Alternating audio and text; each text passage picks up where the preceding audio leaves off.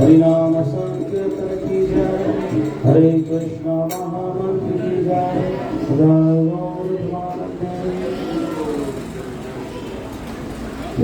हरिनाम संकीर्तन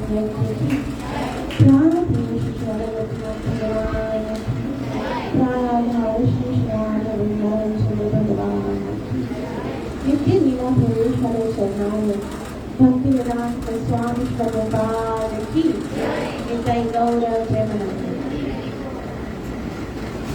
हरे कृष्णा कृष्ण कृष्ण हरे हरे, हरे राम राम राम हरे हरे। भगवत कथा में आप सबका हृदय की गहराई से हार्दिक स्वागत है। श्रीमद् भागवतम के दशम स्कंद के 18वें अध्याय को हम पढ़ रहे हैं, जिसका नाम है भगवान बलराम द्वारा प्रलंबासुर का वध। तो आदि कथा हम पहले इससे पहले वाले वीक में पढ़े थे, उसी को कंटिन्यू करेंगे। कुछ क्षण नाम का आश्रय लीजिए। जय राधा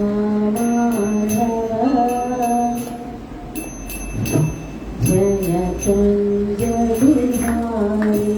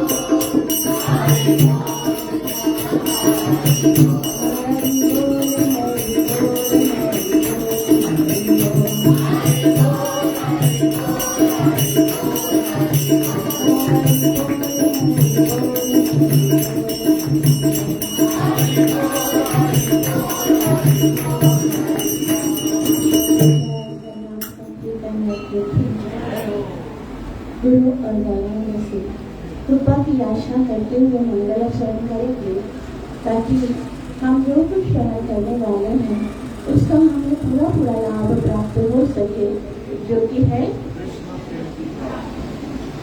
ओम नमो भगवते वासुदेवाय।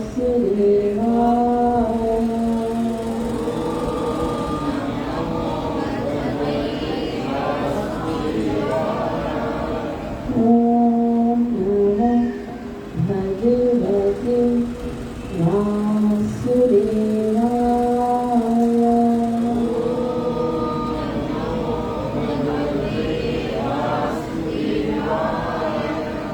ओम नमो भगवते वासुदेवाय।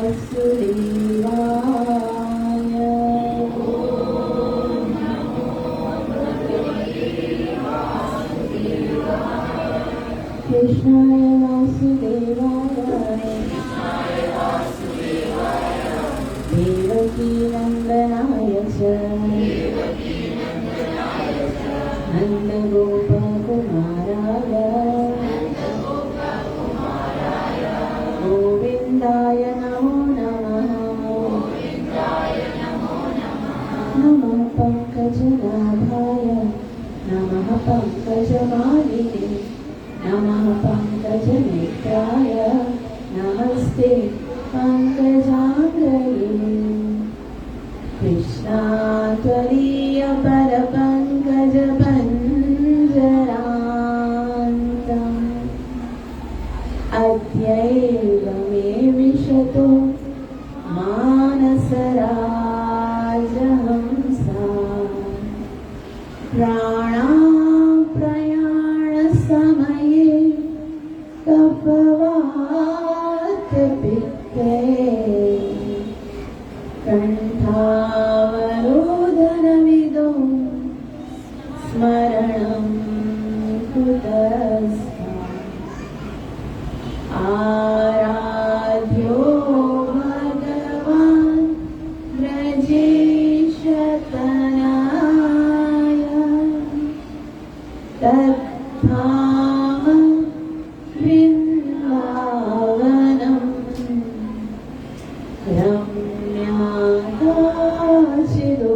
रम्याकाचिदुपासनं व्रजवधू वर्गेण वा कल्पिता। श्रीमद्भागवतं प्रमाणममालम् प्रेम कुमार्थो श्रीचैतन्य महाप्रभु मतमिदं तत्त्वादरो मातर। नारायणं नमस्कृत्य नरं चैव नरोत्तमं देवीं सरस्वतीं व्यासं ततो जयमुदीरये। नष्टप्रायेषु अभद्रेषु नित्यं भागवत सेवया भगवती उत्तमश्लोके भक्तिरभवति नैष्ठिकी। पञ्चतत्त्वात्मकं कृष्णं भक्तरूपस्वरूपकं भक्तावतारभक्ताख्यं नमामि भक्तशक्तिकम्। जय श्री कृष्ण चैतन्य प्रभु नित्यानंदा श्री अद्वैत गदाधर श्रीवासदि गौर भक्तवृंद। हरे कृष्णा कृष्ण कृष्ण हरे हरे हरे राम राम राम हरे हरे। ग्रंथराज श्रीमद् भागवतम महापुराण की। श्रीमद् भागवतम 10वां स्कंद 18वां अध्याय। और आज हम श्लोक नंबर 19 से प्रारंभ करके इस चैप्टर को अंत तक लेकर जाने का प्रयास करेंगे। इसमें हमने पढ़ा कि भगवान श्री कृष्ण अब अपनी बाल लीलाओं को करते करते किशोर अवस्था में आ गए हैं और वो बहुत ही सुंदर रीति से वृंदावन के अलग अलग वनों में जाते हैं, अपने बाल सखाओं के साथ बहुत सुंदर सुंदर इंटरेस्टिंग लीलाएं करते हैं भगवान। और कभी वो कभी कोई गेम खेलते हैं, कभी खेलते हैं, कभी बांसुरी बजाते हैं, कभी वो बांसुरी बजाते हैं तो बलराम जी नृत्य करते हैं, और कभी बलराम जी गाते हैं तो कृष्ण नृत्य करते हैं, कभी कुश्ती लड़ते हैं। चलते चलते अभी तक तो वन में पहुंचे नहीं है, चलते चलते लीलाएं हो रही हैं और भगवान इतना सुंदर नाचते हैं कि सारे ग्वाल बाल भगवान को अप्रिशिएट करते हैं। वेरी नाइस कृष्णा, बहुत अच्छे बहुत अच्छे, आज तो तुमने जैसा नाचा ना ऐसा कमाल तो कभी नहीं नाचा, तो इतना चेयर भगवान लोग करते हैं और अच्छे से करो। तो इस तरह से बहुत ही सुंदर सुंदर लीलाएं करते हुए भगवान के सारे जो ग्वाल बाल है, तो हमें ये याद रखना चाहिए कि ग्वाल बाल तो कोई साधारण है नहीं, ये तो सारे भगवान के नित्य सिद्ध महाभागवत पार्षद हैं, या तो बहुत बड़े बड़े देवता हैं। तो वो कृष्ण कभी वो बांसुरी बजाते कृष्णा नाचते हैं, तो कभी कृष्णा बांसुरी बजाते हैं, कभी वो आंख मिचोली का गेम खेलते हैं, तो कभी ऐसा होता है कि कोई राजा बनता है और कोई फरियादी बनकर आता है और राजा उसका जो फरियाद सुनता है सॉल्यूशन निकालता है, सब लोग जो है वो क्लैपिंग करते हैं। और कभी कौन सी लीला करते हैं कभी, और इस तरह से भगवान की लीलाएं जो है अभी क्योंकि भगवान बालपन से बड़े हो गए हैं, तो कुछ लीलाएं भगवान की बहुत सुंदर सुंदर किशोर अवस्था की और गोपियों के साथ की भी लीलाएं होती हैं। इनमें जो सबसे सुंदर लीला है ना भगवान की, वो होती है टूल टैक्स। जैसे हम जाते हैं ना किसी रास्ते पे, तो रास्ते में एक चुंगी लगी हुई होती है ना, जब तक हम टूल पे नहीं करेंगे तब तक हमको आगे नहीं जाने दिया जाता। इसी तरह कृष्ण ने क्या किया था, वृंदावन में हर जगह पे चुंगी लगा दी थी। जैसे गोवर्धन में दान घाटी पर, बरसाना में सांकड़ी को, और सांकड़ी को अगर बरसाना में गया है तो वहां पर जो सांकड़ी खोर है ना, मतलब ऐसे ऐसे रास्ते हैं कि वहां पर आप कितने भी पतले होंगे, कोई भी होगा, एक टाइम में एक ही व्यक्ति गुजर सकेगा, दो एक साथ में नहीं गुजर सकते। तो ऐसी जगहों पे भगवान ने टोल टैक्स लगा दिया था कि फिर कोई भी वहां से जाता तो फिर वहां से तब तक पे नहीं करता, तब तक आगे नहीं जा सकता था। तो फिर सब मतलब एकदम ऐसे नहीं लगा दिया था गुंडा टैक्स, तो जरूर देखे जाना। तो राधा रानी पूछती थी, भाई किस चीज का टोल टैक्स अदा करें, किस चीज का दें? तो कृष्ण बोलते थे, देखो मैं पूरे वृंदावन को मेंटेन करता हूँ, तो आप लोगों को टैक्स तो देना पड़ेगा। राधा बोलती, अच्छा जहाँ तू मेंटेन करता है, एक तो कभी तुमने वृंदावन में पौधा बोया नहीं, और तू बोलता है कि तूने पूरे वृंदावन को मेंटेन किया हुआ है, जायदा से नहीं देते तुझे। तो इस तरह से जब राधा रानी उनको ऐसे कहती थी, तो सारे जितने उनके ग्वाल बाल मित्र है ना, वो उनकी इतनी मजाक उड़ाते थे और बोलते थे, कृष्ण तेरी तो बेइज्जती हो गई। तो इस तरह से, लेकिन वो पता क्या बोलते थे, कृष्ण कहते थे, तुम मुझे नहीं जानते हो, मैं कौन हूँ? ये कंस है ना, कंस, उसने मुझे नियुक्त किया है, उसने मुझे ये बोला है कि तुम यहाँ पर सारा संभालो, इसलिए मैं यहाँ पर संभालने के लिए बैठा हूँ। तुम लोग मेरी पहुंच कहाँ तक है तुम लोगों को नहीं पता है।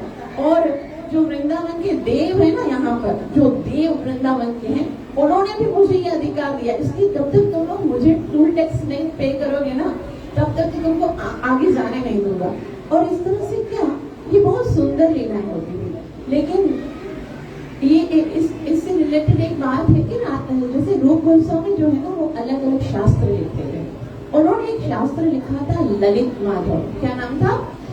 ललित माधव में क्या था, भगवान के श्रीमती राधा रानी के साथ कृष्ण के वो पास टाइम्स थे जो कृष्ण राधा रानी को छोड़कर चले गए, और उसकी विरह में राधा रानी इतना रोती थी, कुछ खाती नहीं थी, कुछ भी नहीं करती थी, खाली रोती थी, और रोते अपने आप को कमजोर कर दिया था, बिल्कुल विह्वल हो गई थी, और हर वक्त कृष्ण को याद करती थी, कृष्ण कृष्ण कृष्ण।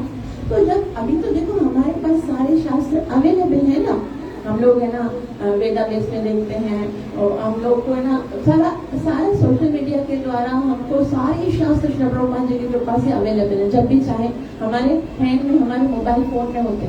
लेकिन उन दिनों में क्या होता था, श्रील रूप गोस्वामी शास्त्र लिखते थे और जितने भी भक्त होते थे ना तब तक वेट करते थे कि कोई शास्त्र आए तो हम पढ़ें। तो जैसे ही श्रील रूप गोस्वामी ने ललित माधव लिखा तो ललित माधव ने विरह की बहुत सारी लीलाएं थी। तो जैसे ही ललित माधव लिखा वो वक्त बोला, क्योंकि इतने ज्यादा प्रिंटिंग प्रेसेस में नहीं थे कि फौरन से, तो उन्होंने राधा रूप गोस्वामी ने ये लिखा। तो उसी तरह से रघुनाथ दास गोस्वामी ने बोला कि मुझे ये पढ़ना है। पहले रघुनाथ दास गोस्वामी, और रघुनाथ दास गोस्वामी का भाव इतना अधिक था, मतलब वो इतना भगवान से प्रेम करते थे। जैसे ही उन्होंने ललित माधव पढ़ा तो उन्होंने उस समय सोचा, मतलब इतने ज्यादा दुखी हुए, इतने ज्यादा अश्रु उनके निकलने लगे और उन्होंने सोचा मैं थोड़ा सा पढ़ा शास्त्र और पढ़ ही नहीं सक रहे थे। उन्होंने बोला कि राधा रानी इतनी दुखी है, कृष्ण उसको छोड़ के जा रहे, अब मैं क्या करता हूँ, गोवर्धन पर्वत पे चढ़ूंगा और गोवर्धन पर्वत से नीचे कूद कर जान दे दूंगा, मैं ये बर्दाश्त नहीं कर सकता हूँ। भगवान ने कैसे किया, तो इतना कोरोना आ रहा था इतना, तो सारे जितने दूसरे गोस्वामी थे वो सारे गए रूप गोस्वामी के पास और उन्होंने बोला देखो आपने शास्त्र के अंदर इतना विरह भाव लिखा है कि रघुनाथ दास गोस्वामी का ये हाल हो गया है कि वो अभी अपने आप को मारने पर बैठे हुए, अब आप कुछ करो। तभी रूप गोस्वामी ने बोला मैं क्या करूँ, अब मैं कैसे, अगर उनको बोलूंगा मेरे शास्त्र वापस कर दो तब तो और भी बात बिखर जाएगी, वो और भी ज्यादा रहेंगे, अभी मैं क्या करूं। तो इतना सोचते सोचते उन्होंने ना एक और नया शास्त्र लिखा, एक ऐसा शास्त्र लिखा जिसका नाम था दान केली कौमुदी। क्या नाम था? दान केली कौमुदी। उसमें ये टूल टेक्स्ट पास टाइम्स थे सारे, और इतने हंसाने वाले पास टाइम थे राधा रानी के और कृष्ण की, इतनी हंसाने वाली लीलाएं थी। तो श्रील रूप गोस्वामी ने जल्दी से वो वाला शास्त्र लिखा और रघुनाथ दास गोस्वामी को बोला वो वाला शास्त्र है ना, वो वाला मुझे दे दो, उसमें बहुत सारी अमेंडमेंट्स करनी है, आप ये वाला शास्त्र पढ़ो, ये वाला शास्त्र पूरा सही है, आप पहले ये वाला पढ़ो। तो जैसे ही रघुनाथ दास गोस्वामी ने वो वाला शास्त्र पढ़ा तो उनका जो मन है वो शांत हुआ। और इसी को पढ़ने के बाद रघुनाथ दास गोस्वामी ने भी एक दूसरा शास्त्र लिखा और उसका नाम रखा दान केली चिंतामणि। तो ये दो शास्त्र जो हैं हमारे आचार्यों के हैं, जो पूरा टूल टेक्स्ट के ऊपर है। तो इतने सुंदर सुंदर उसमें लीलाएं हैं भगवान की। तो इस तरह से भगवान जो है अपने दोस्तों के साथ, अपने मित्रों के साथ बहुत सुंदर सुंदर लीलाएं कर रहे हैं, जंपिंग कर रहे हैं, फाइटिंग करते हैं, तो कभी डांसिंग करते हैं, कभी तो भगवान जो है वो पशुओं की तरह बोलते हैं, जैसे पक्षी हैं पशु उनकी तरह बोलते हैं, मेंढक की तरह रेस करते हैं, पेड़ों पे झूले लगाते हैं, उन पे खेलते हैं। लेकिन है ना एक बात है कि सुबह से निकलते हैं और कंटिन्यूअस लीलाएं कर रहे हैं। कभी लीला में हिस्से नहीं आया, कितने असुर आते हैं उनको मारते हैं, कभी एक भी लीला में ये नहीं आया कि अब थक गए, कभी थकते ही नहीं थे। इतना उनके अंदर उत्साह था। एक तो इसके लिए क्योंकि वो स्थान जो था वो इतना, वहाँ का वेदर जो था वृंदावन का वो इतना सूथिंग था, इतना नाइस वेदर था कि उसके अंदर उसको वैसे ही इतना आनंद। और साथ साथ में क्योंकि जो सोर्स ऑफ एनर्जी है, जो एनर्जी की सोर्स है वो कौन है? कृष्ण बलराम है। तो कृष्ण बलराम उनके साथ होते थे तो उनको कभी थकान होती ही नहीं थी। सुबह से रात तक ऐसे गैया चलाते थे, ऐसे लीलाएं करते थे। हम देखते हैं कि साधारण जो लाइफ होती है और एक भक्त की लाइफ होती है उनमें बहुत डिफरेंस होता है। साधारण व्यक्ति जो है ना अपने डेली कार्य करके भी इतना मुरझाया हुआ होता है। मतलब सुबह को उठते हैं, लोग अपनी जॉब पे जाते हैं, फिर शाम को थक के आते हैं, फिर कंट्रोल हाथ में उठाते हैं, एकदम मतलब जैसे प्राण रहित जीवन होता है। और भक्तों की लाइफ में अगर हम देखें तो सुबह, उनकी सुबह तो तब होती है जब दूसरे लोगों की रात होती है। उस समय उनकी सुबह हो जाती है, वो मंगल आरती करते हैं, फिर भगवान की सेवा करते हैं, श्रृंगार करते हैं। मंदिरों में देखें इतने बड़े बड़े डेटीज होते हैं, उनकी पूरी फ्लावर से श्रृंगार होता है, फिर भागवत कथा होती है। और रोज कोई ना कोई फेस्टिवल है, कभी कौन सा फेस्टिवल, कभी कहाँ सत्संग है, कभी कहाँ फेस्टिवल, कभी कहाँ, और कंटिन्यूस चलते हैं। यहाँ तक कि जब फेस्टिवल होता है ना तो भक्त लोग क्या करते, पूरी अरेंजमेंट करते हैं। उस दिन नहीं, उससे पहले 15 दिन से पहले ही फेस्टिवल की तैयारी शुरू हो जाती है कि भाई ये करना है, ये करना है, दान इकट्ठा करते हैं सेलिब्रेशन के लिए, ये करना है, वो करना है, ड्रामा तैयार करते हैं, लेक्चर्स तैयार करते हैं, वो करते हैं। और हमारे जैसे साधारण लोग क्या करते हैं, वो आते हैं खाली अटेंड करते हैं, आते हैं ना, और फिर वो आने के टाइम वो तो सुबह से लगे हुए हैं, तैयारी की है, डेकोरेशन की है, तो सुबह से लगे होंगे। और जो अटेंड करने आ रहे हैं वो कितने बजे आते हैं? 5 बजे का टाइम लिखा है तो आते कितने बजे? 8 बजे आएंगे ना, या 8:30 बजे आएंगे। और 9 बजे तक उनको लगेगा कि अब तो बस 10 बजे तो कैसे भी खत्म होना चाहिए, 11 बजे कैसे?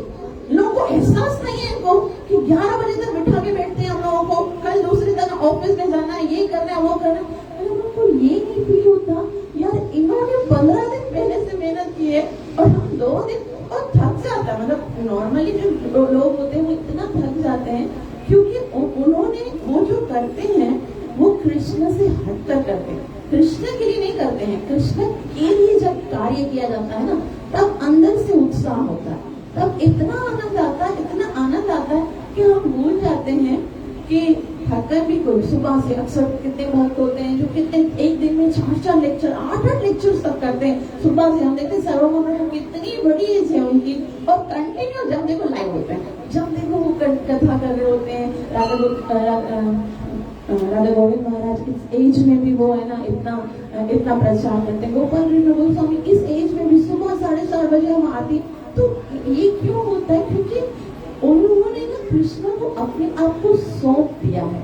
तो जब हम कृष्ण को सौंप देते हैं तो कृष्ण हमें बहुत उत्साह देते हैं, एनर्जी देते हैं, जिससे बाकी सारे कार्य भी हो रहे होते हैं। ऐसा नहीं है कि जो भक्त होते हैं उनकी जो भौतिक लाइफ है वो रुक जाती है, कुछ नहीं रुकता है, सब कुछ हो रहा होता है और भी अच्छे से हो रहा होता है। और साथ साथ में उनकी डिवोशनल जो लाइफ है वो इतनी अच्छे से चल रही होती है। तो इसी तरह से ये सारे भगवान के जो बाल हैं वो ऐसे खेल रहे होते हैं। और भगवान की जो लीलाएं है ना, वो कभी भगवान का अच्छा भगवान की तीन योग पीठ है वृंदावन में। योग पीठ है मतलब मॉर्निंग में वो वृंदा कुंड में लीला करते हैं, आफ्टरनून में दोपहर के टाइम पर राधा कुंड में लीला करते हैं, और इवनिंग में वो गोविंद देव मंदिर में लीला करते हैं। तो इसे सुन के लगता है इतना दूर यहाँ वृंदा कुंड इतना दूर है और राधा कुंड गोवर्धन में है और राधा गोविंद इतना दूर।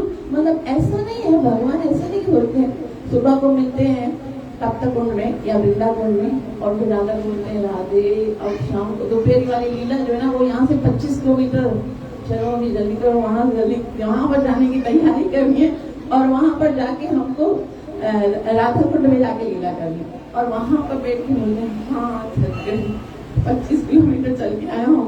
अब तो क्या करते हैं, राधा गोविंद देव जाने की मतलब उधर जाना है तो उसके लिए तैयारी करो। ऐसा नहीं, वृंदावन कैसे बताओ, ध्यान दीजिए। कभी कथा सुनते वक्त ये मत बोलो, सुनो सोचो कि मैं कथा सुन रहा हूँ। आप ऐसे सोचो कि कथा के अंदर मैं भी पार्टिसिपेट कर रहा हूँ, कहीं पर मैं भी वृंदावन में एक तृणलता, कोई वृक्ष, कोई पशु पक्षी बनकर बैठा हूँ। तो वृंदावन कैसे है?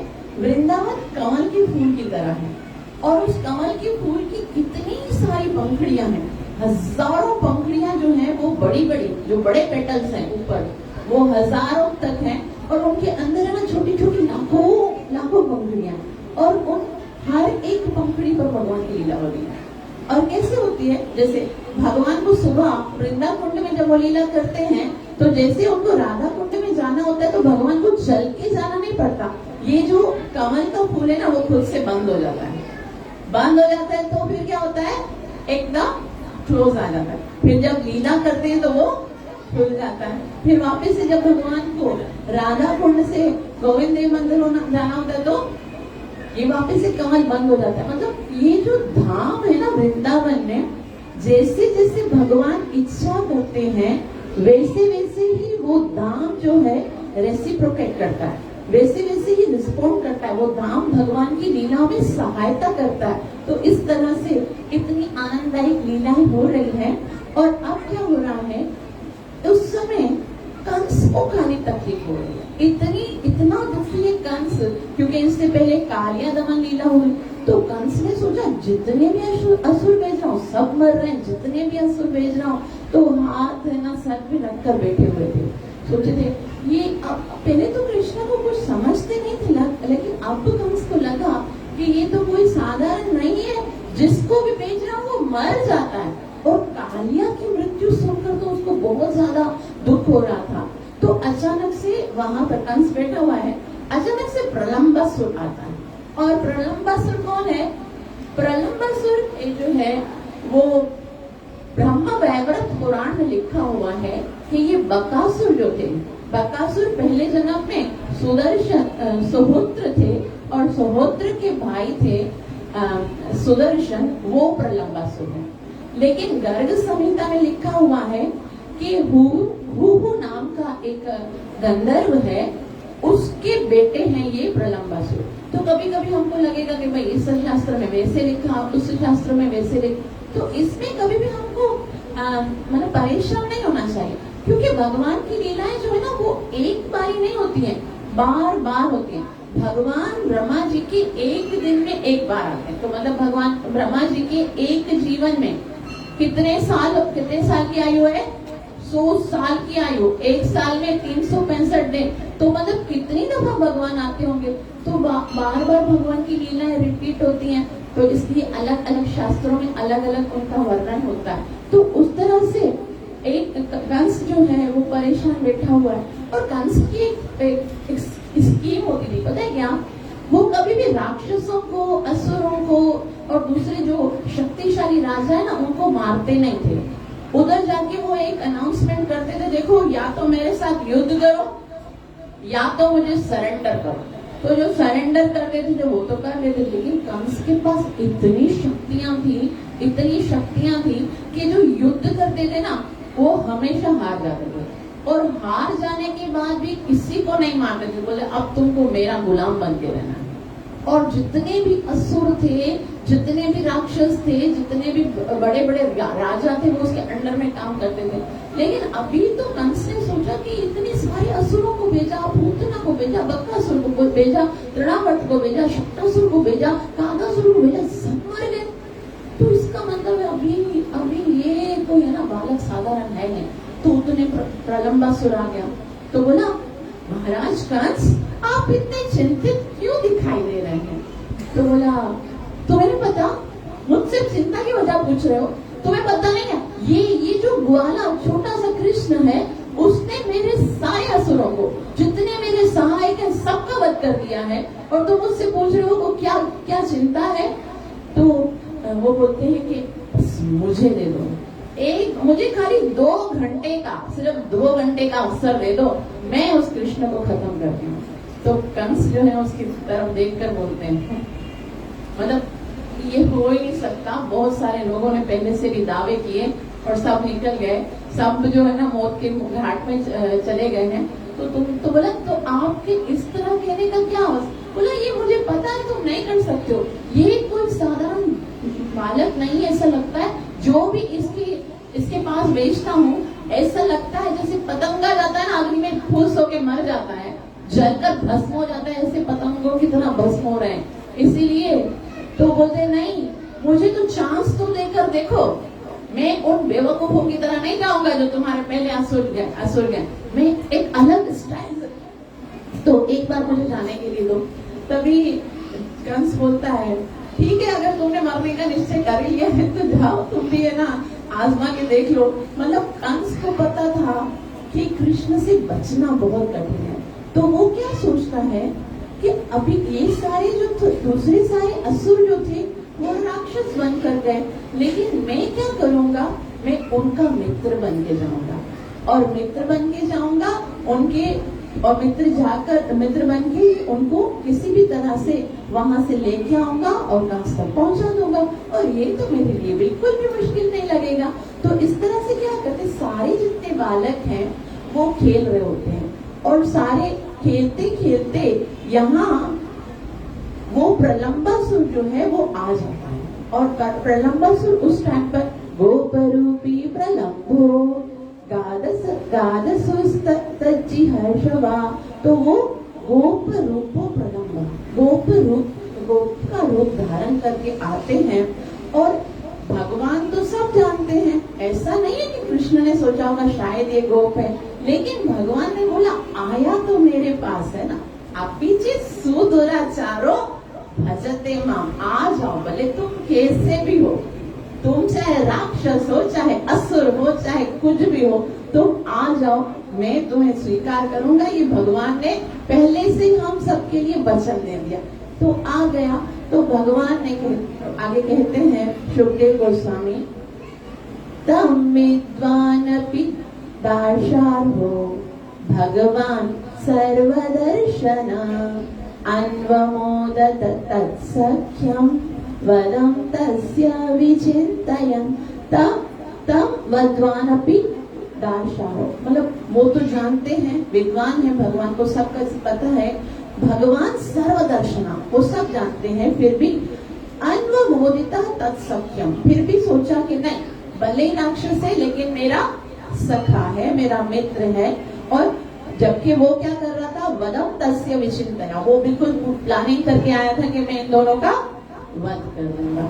और आगे कहते हैं अब जैसे ही वो अंदर आ जाते हैं, तब सारे जितने भी ग्वाल बाल है ना, उनको कृष्ण बुलाते हैं, सब आ जाओ, मधुमंगल, सब आप आ जाओ, आप सारे जितने भी ग्वाल बाल है ना, उनको सबको नाम बुला के बोलते हैं। बस ये जो अलग अलग आप लोग गेम खेल रहे हो ना, वो छोड़ो, मैं आप लोगों को एक नई गेम खिलाऊंगा, आज एक नया गेम खेलेंगे। और शुकदेव गोस्वामी कहते हैं, तत्रोपाहूय गोपालान् कृष्ण प्राह विराहित, हे गोपा विरहश्यामो द्वंद्व भूय यथा यथम तत्रो उपाव गोपालन कृष्णा, यानी सारे गोपालों को कृष्ण ने पाहु यानी बुलाया और प्राह विहारवित, और फिर इस तरह से बोला, मतलब इस तरह से बताया कि अब हम क्या करने वाले, हे गोपा विहरिष्योमो, एक नया खेल खेलेंगे, द्वंद्व भूयो यथा, अब द्वंद्व करेंगे, क्या करेंगे, दो टीम बनाएंगे, दो टोली बनाएंगे और दोनों में इक्वल जो है ना वो ग्वाल होंगे। एक टोली जो है ना वो मेरी होगी, वे कहते हैं तत् चक्रु परिवृद्धो गोपा राम जनार्दना, तब इस तरह से दो टीम बन गई और गोपों की दो टीम बन गई, राम जनार्दना। एक टीम को किसने दिया, बलराम जी ने, और दूसरी टीम को कृष्ण ने ले लिया। कृष्ण संकट न केचित, कृष्ण की टोली में जो है ना, कुछ लोग कृष्ण की टोली में आए और आसन राम से चापरे, और दूसरे जो है वो राम यानी बलराम की टीम है, जिसको जिधर जिधर जाना था चल। अब गेम कौन सी खेलनी है, उसको बोलते हैं टग ऑफ वॉर। जैसे एक बड़ी सी रस्सी होती है और जो दो टीम्स होती है ना, एक टीम इस तरफ होती है, एक टीम इस तरफ होती है, और वो दोनों टीम जो है वो उस रस्सी को खींचती हैं।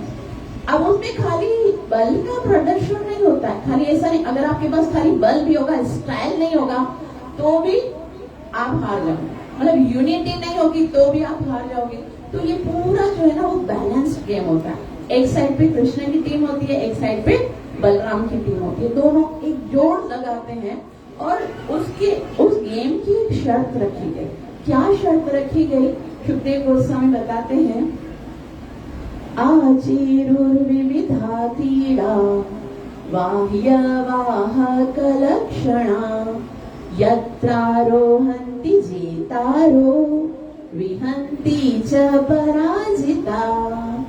आचिरुर्विविधा यानी ये जो गेम है क्रीड़ा, उसमें क्या था, बाह्य वाहक लक्षणा। बाह्य मतलब ये शर्त रखी गई, पद्दी दी जाएगी। पद्दी मतलब गेम में जो हारेगा वो जीतने वाले को अपने पीठ पर उठाकर घुमाएगा। तो ये शर्त रखी गई। अभी रस्सी खींचेंगे, जो जीतेगा वो क्या बन जाएगा, वो सवार बनेगा, और जो हारेगा वो क्या बनेगा, वो घोड़ा बनेगा।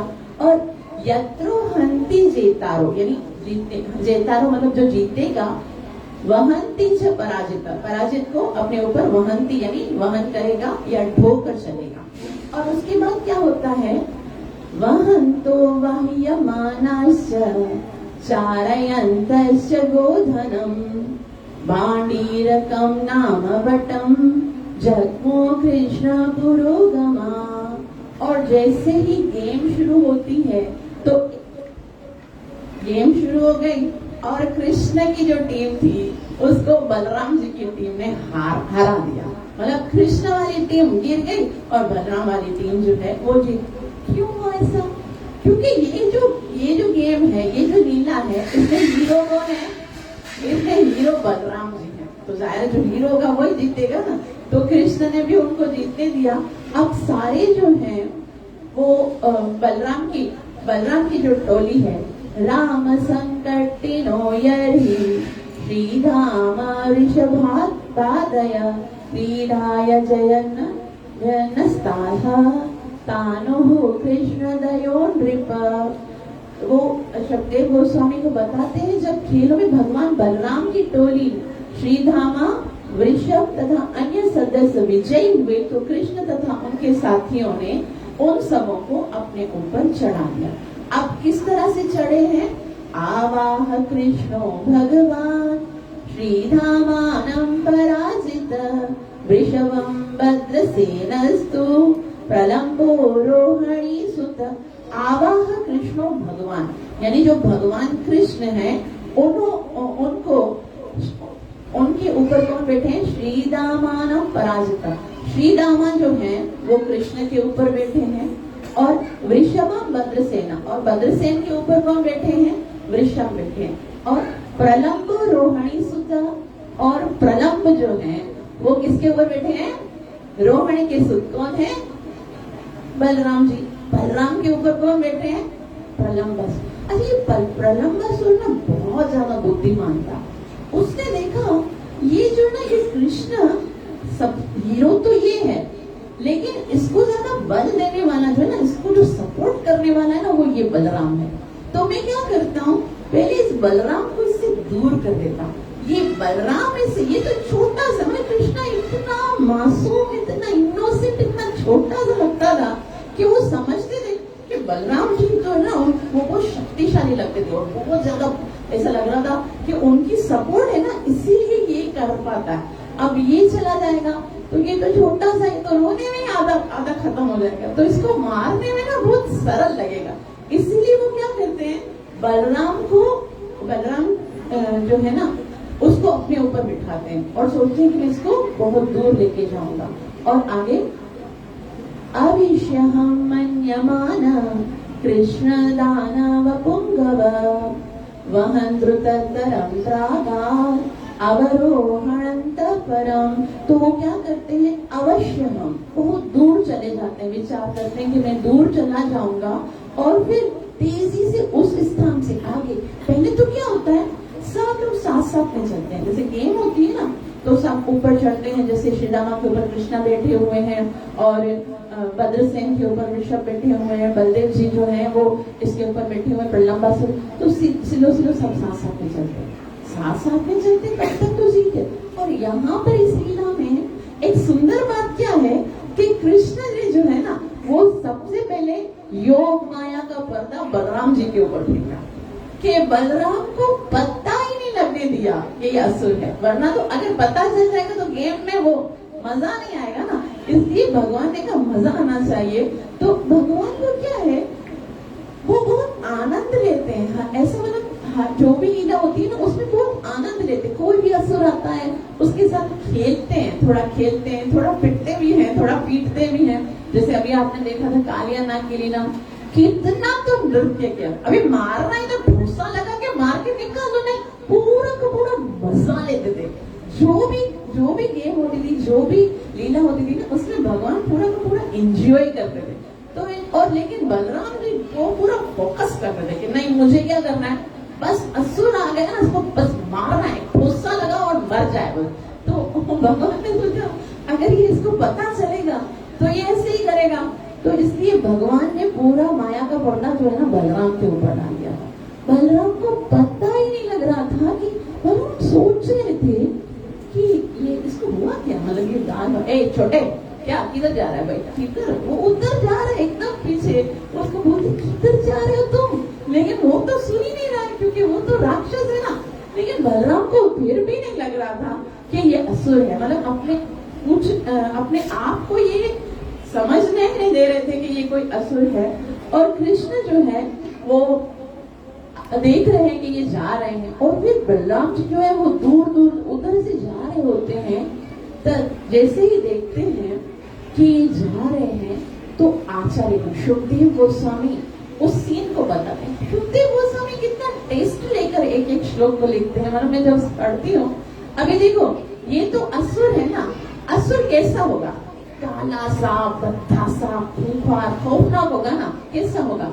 उसको भी लिख रहे हैं कि ये जब जा रहा था ना बलराम को उठा के, तो कैसा लग रहा था? जैसे एक काला सा बादल है और उसके ऊपर बिजली चमक रही है, तो कितना सुंदर लगता है। और उसके बदले में तो वो आगे कहते हैं, अरे वो उस बादल के समान लग रहा है जिसमें बिजली चमक रही हो, या फिर ऐसा लगता है जैसे काला सा भयानक एकदम अंधेरी रात, अमावस्या का काला सा आसमान है, और आसमान के ऊपर बहुत ही सुंदर जो है वो पूर्णिमा का चांद खिला हुआ, तो कितना सुंदर लगेगा। तो इस तरह से उपमा देते हैं।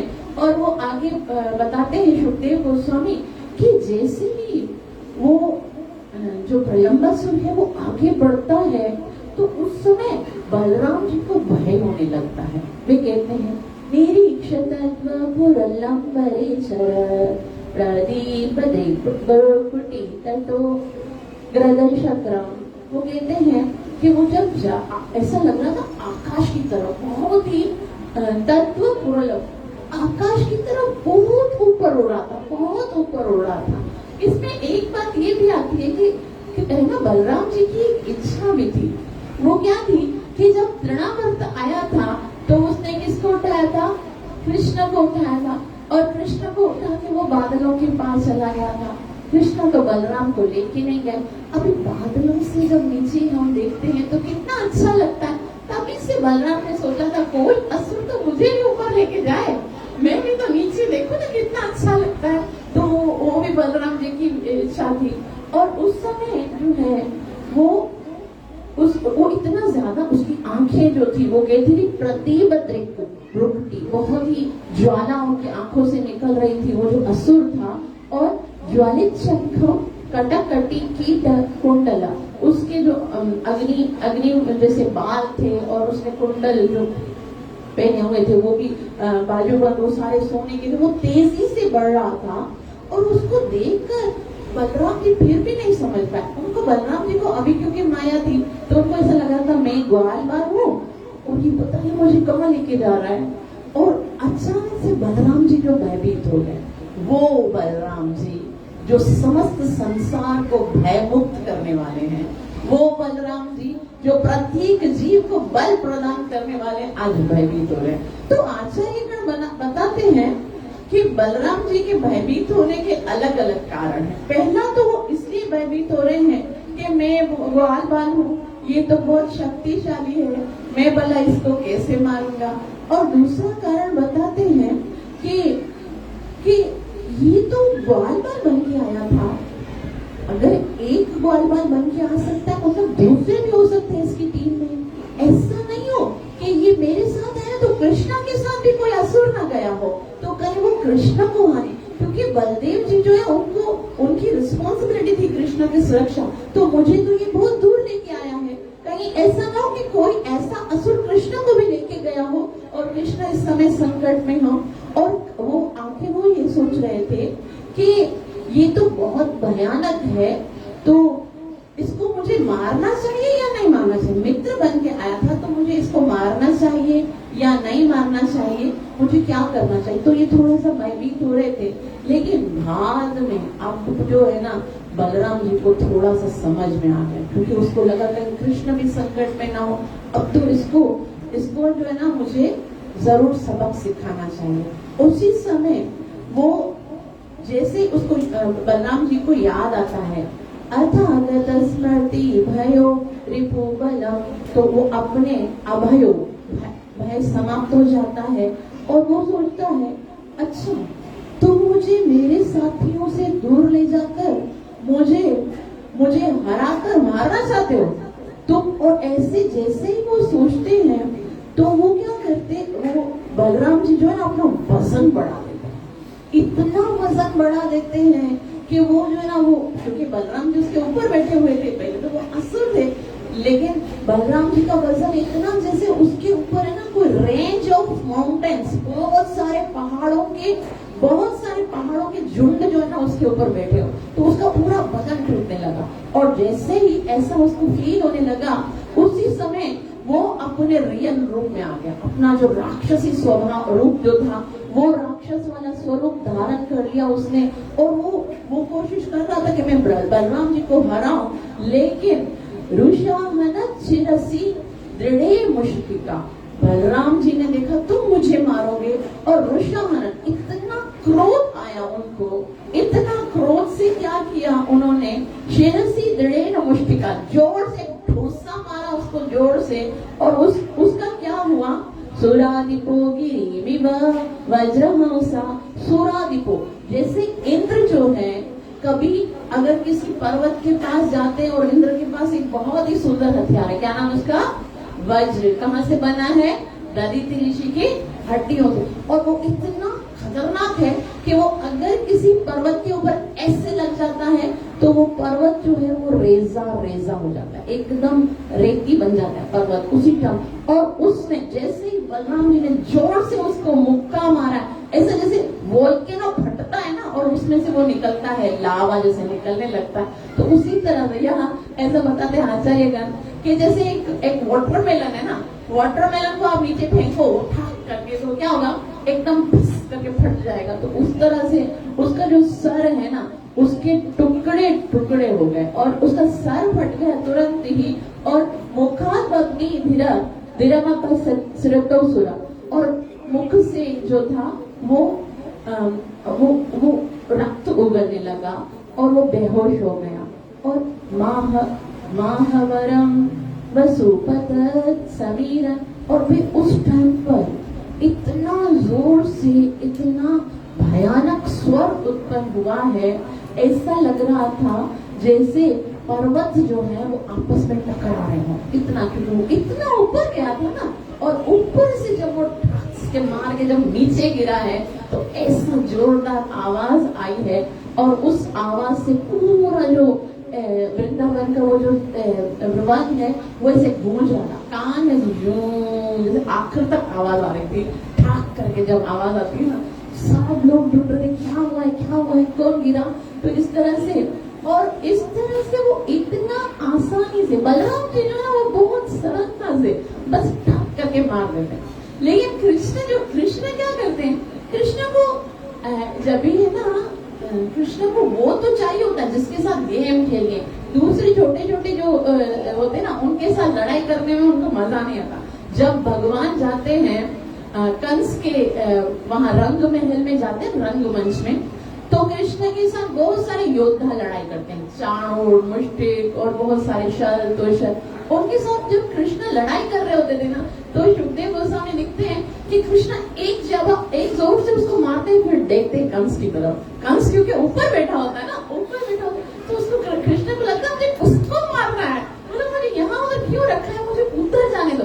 वापस ऐसे जोर से उसको मारते, क्योंकि वो लड़ाई कर रहे थे, उसको मारते, वापस कंस की तरफ देखते। तो आचार्य ऐसे बताते हैं कि कृष्ण उस समय कंस को उस तरह से देखते जैसे लस्टी मैन एक यंग गर्ल को देखता है, एक जैसे कामुक व्यक्ति होता है वो नारी की तरफ कैसे देखता है कि बस मुझे इस हाथ में आ जाए खाली मेरे ना। तो इस तरह से वो बिल्कुल व्यवसायत्मिका होता है, उसको ऐसे लस्टी मैन को वहां से नजर हटा नहीं सकते। उसलिए कृष्ण जो है ना, जो उनको जिसके ऊपर कृपा करनी होती है, समझो कृष्ण जो है ना वो पहले से सोच के रखते हैं कि इसके ऊपर मुझे कृपा करनी है, फिर जो है ना उसकी नजर बार बार उधर जाती है, इसलिए कुछ अपने जीवन में ऐसा करना चाहिए। कंस के जैसे बड़े अपराधी तो नहीं बन सकते, छोटे छोटे भगत ही बन जाएंगे ना, छोटी छोटी सेवा भी करेंगे ना अगर, तो भी कृष्ण की कृपा दृष्टि हो जाएगी। और कृष्ण ने एक बार देख लिया, बस काफी है, एक नजर जो हाँ गई ना उसकी, हमारा एक देख लिया ना उसने कि मेरे लिए कुछ कर रहा है, फिर चाहे किसी भी तरह से वो कर रहा है, भले हमारी सेवा इतनी अच्छी नहीं है, भले हमारी साधना इतनी अच्छी नहीं है, लेकिन दिखाओ उसको, कभी ढोंग करो। ऐसा बताते हैं राधा गोविंद महाराज ने बताया, शुरू में ऐसा बोला कि मैं क्या करूं गुरु महाराज, मेरे अंदर विनम्रता नहीं है, मतलब विनम्रता नहीं है, और कृष्ण को तो सबसे सुंदर विनम्रता का गुण लगता है, तो मैं क्या करूं? तो श्रील प्रभुपाद जी ने कहा, ढोंग करो विनम्रता का। ढोंग करते हैं ना, जैसे मैं विनम्र हूँ, मैं हम्बल हूँ, मैं तो आपके चरणों की दूर हूँ, ऐसा ढोंग करना शुरू करो। और ढोंग करते करते कृष्ण को दिखाते दिखाते आज ऐसा बताया जाता है पूरे विश्व में उनके जैसा विनम्र कोई हो। तो इतनी विनम्र, मतलब आपको जो क्वालिटी चाहिए ना, ऐसा ढोंग करके दिखाओ कृष्ण को, मैं ऐसा बनना है, तो वो धीरे, वो सर्वज्ञ है, वो सर्वशक्तिमान है, वो आपके अंदर क्वालिटीज। अक्सर हम बोलते हैं हम क्या करें, हमारे अंदर योग्यता नहीं है, तो ये तो एक तरह से अपने आप को छल करना है। योग्यता नहीं है, योग्यता नहीं है, योग्यता नहीं है, कब तक हम लोग अपने आप को बचाते रहेंगे? आखिर तो हमें खुद से ही प्रयास करना पड़ेगा। कभी हम बोलते हैं माता जी आप लोग दीक्षा ले लो, कितने साल हो गए, कितने सालों से नाम जप कर रहे हैं, अब ऐसा नहीं कि इसे बगैर गुरु की मृत्यु हो जाए, तो क्या बोलते हैं भाई हमारी अभी हम योग्य नहीं है। योग्य है नहीं या योग्य बनना नहीं चाहते, है ना? दिल पे हाथ रख के बोले कि हम योग्य बनना चाहते हैं। अगर हम योग्य बनना चाहेंगे तो हम कल से स्टार्ट कर लेंगे ना। करना ही तो क्या है, 4 नियम का पालन करना है, 16 माला जप करनी है, बस ये इतना थोड़ा सा भी हम भगवान के लिए नहीं कर सकते। और तो कोई इतने बड़े बड़े रूल्स एंड रेगुलेशंस दिए नहीं, भक्ति का इतना सिंपल प्रोसेस श्रील प्रभुपाद जी की कृपा से हमें मिला। और अभी तक हम बिल्कुल सीरियस नहीं होते, अभी तक हमको लगता है संसार में आनंद ढूंढ रहे हैं, संसार में आनंद कैसे है पता है? जैसे एक कुआं हो, वो कुआं जो है ना बिल्कुल सूख गया हो, उसके अंदर पानी भी नहीं हो, उसके अंदर एक मेंढक गिर जाए और वो मेंढक सोचे नहीं भाई कुआं है तो जरूर इसके अंदर पानी होना चाहिए, मैं ढूंढूंगा और पानी मिलेगा। फिर वो ढूंढता रहता है और आखिर मर जाता है। तो भगवान ने बोल दिया ये संसार में सुख नहीं रखा है, भगवान ने बोल दिया नहीं है सुख, और हम अलग अलग तरीके से सुख ढूंढने की इच्छा करते हैं।